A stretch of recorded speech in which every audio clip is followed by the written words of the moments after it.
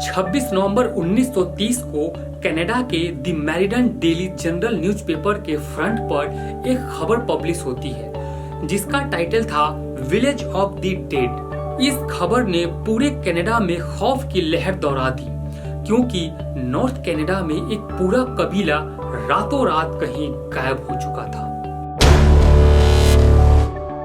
North Canada के दूर के इलाके में मौजूद ये है एंजीकुनी लेक, जिसके किनारे पर एक छोटी सी बस्ती में एस्किमो नामी ट्राइब रहते थे। इसमें करीब 100 से 150 लोग रहते थे जो इस लेक से मछलियां पकड़कर अपना गुजारा करते थे। ये नॉर्थ कनाडा का वो एरिया है जहां हजारों नहीं बल्कि लाखों स्क्वायर किलोमीटर के एरिया पर सिर्फ चंद हजार लोग ही रहते हैं और इसकी वजह यहाँ का ठंड मौसम है।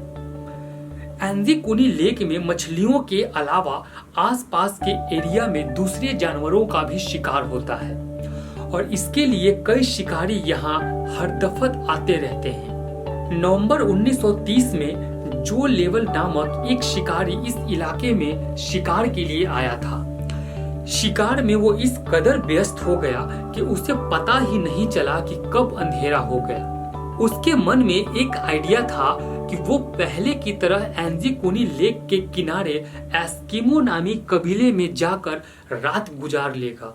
इस कबीले के लोग बाहर से आए लोगों की खुशामद करने के लिए काफी मशहूर थे।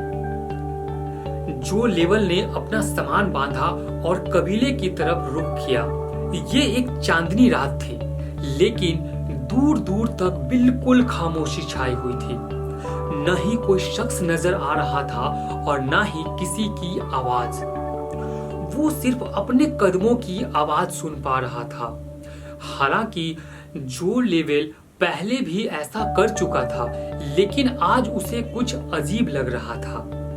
वैसे नॉर्मली जब भी वो उस बस्ती के करीब पहुंचता तो कुत्तों के भौंकने की आवाजें आने लगती थी, जो कि बस्ती वालों ने ही पाल रखे थे। लेकिन उस दिन बस्ती के करीब पहुंचने पर भी पूरा सन्नाटा छाया हुआ था। ये सब महसूस करते हुए जो लेवल ने अपने कदमों की रफ्तार को बढ़ा दिया। उसको लग रहा था शायद गांव वाले सो रहे हैं या फिर कहीं गए हुए हैं। अब दूर से ही वो बस्ती के खैमे देख पा रहा था, जिनमें से धुआं उठता हुआ दिखाई दे रहा था।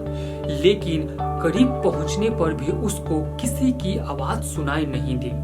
फाइनली जब जो लेवल बस्ती में दाखिल हुआ तो वो ये देखकर हैरान रह गया कि यहाँ पर तो कोई इंसान है ही नहीं और ना ही कोई जानवर। पर जो लेवल के लिए हैरानी की बात ये थी कि कुछ घरों के ऊपर से धुआं उठता हुआ नजर आ रहा था, जैसे इसके अंदर कोई आदमी मौजूद हो। वो इसी तरह एक घर में गया, लेकिन वहां भी कोई मौजूद नहीं था और ऐसे ही हाल सारे घरों का था। शायद जो लेवल ये सारा मंजर देखा अनदेखा करके वहां से चला जाता, लेकिन एक चीज ऐसी थी जिसने जो लेवल को और ज्यादा परेशानी में डाल दिया। कुछ घरों में खाना पकाने वाले बर्तन चूल्हे के ऊपर मौजूद थे, लेकिन उनमें खाना जल चुका था। यानी किसी ने रात के लिए खाना बनाने के लिए रखा तो था, मगर वो खा न सका। यहाँ तक कि बस्ती के औरतें जो सिलाई करती थी, वो कपड़े भी वहाँ मौजूद थे और सुई में धागा भी डला हुआ था। ऐसा मालूम हो रहा था जैसे शायद बस्ती के लोग अचानक से ही यहाँ से चले गए। पर आखिर गए कहाँ? जो लेवल ने पूरी बस्ती की तलाशी लेना शुरू कर दिया। उसने देखा कि जो कुत्ते कबीले वालों ने पाल रखे थे उसके गले में रस्सी बंधी पड़ी थी, लेकिन कुत्ते भूख के मारे मर चुके थे।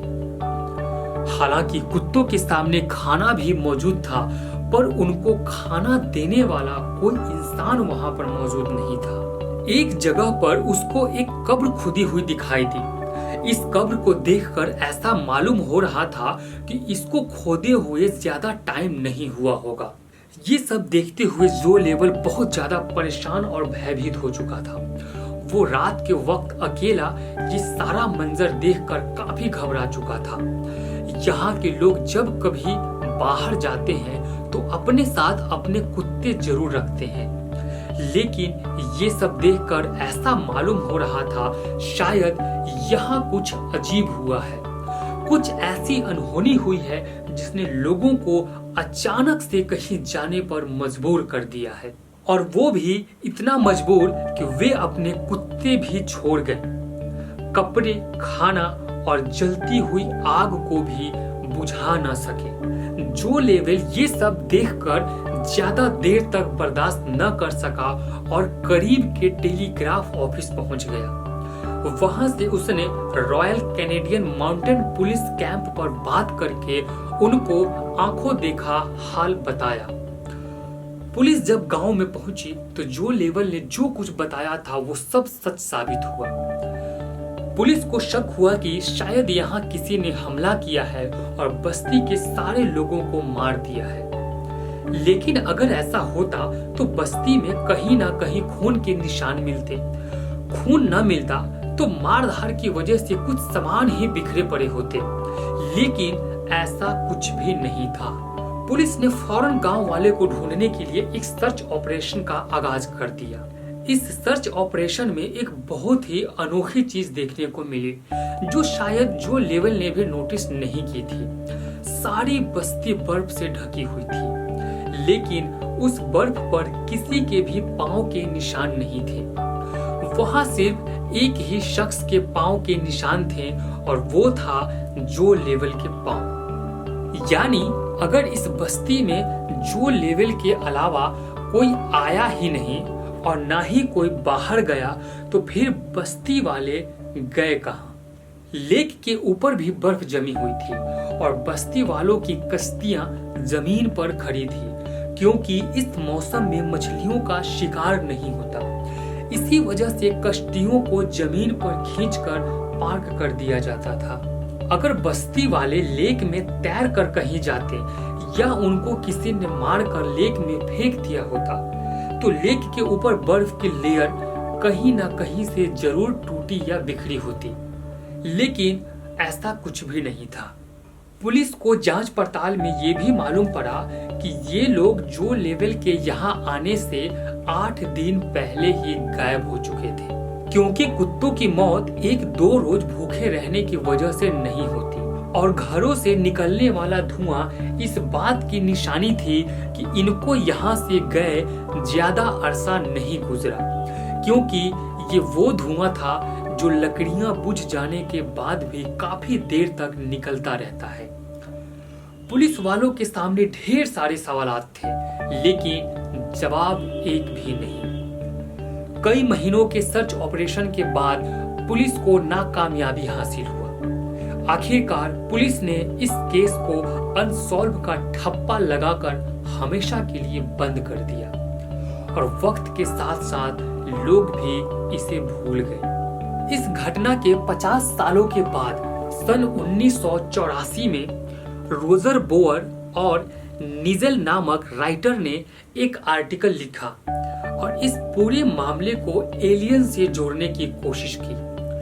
उन्होंने अपने आर्टिकल में बताया कि जब वो लोग इस एरिया को एक्सप्लोर करने एंजीकुनी लेक के पास गए तो उन्हें वहां एक शिकारी और उसके 2 बेटे मिले। उन्होंने बताया कि अक्सर उन्होंने झील के ऊपर उड़ते हुए कुछ ऑब्जेक्ट्स देखे हैं जिनके शेप काफी अलग थे और वो उसी बस्ती की तरफ उड़ रहे थे जहां एस्किमो ट्राइब्स रहते थे। इसी थ्योरी को बेस बनाकर ये बताया गया कि शायद उस रात एलियन उतरे थे और बस्ती में मौजूद सभी लोगों को वो अपने साथ ले गए। एलियंस की मौजूदगी और उनके हमले का इन दोनों राइटर के पास कोई भी ठोस सबूत नहीं था, इसलिए ज्यादातर लोगों ने इस पर यकीन नहीं किया और थ्योरी को रिजेक्ट कर दिया गया। इसके बाद कई लोगों ने कबीले की गुमशुदगी के बारे में अलग अलग कहानियां बनाना शुरू कर दिया, लेकिन हकीकत ये है कि इस घटना को 100 साल होने को है, मगर आज तक इस सवाल का जवाब किसी के पास नहीं है कि आखिर एंजीकुनी लेक की बस्ती के लोग अचानक से कहां गायब हो गए। एस्किमो कबीले के गायब होने का मामला आज तक एक मिस्ट्री बना हुआ है। उम्मीद है सीज मीडिया की इस वीडियो को भी आप लोग बहुत लाइक और शेयर करेंगे। आप लोगों के कमेंट्स का बहुत बहुत शुक्रिया। मिलते हैं अगली शानदार वीडियो।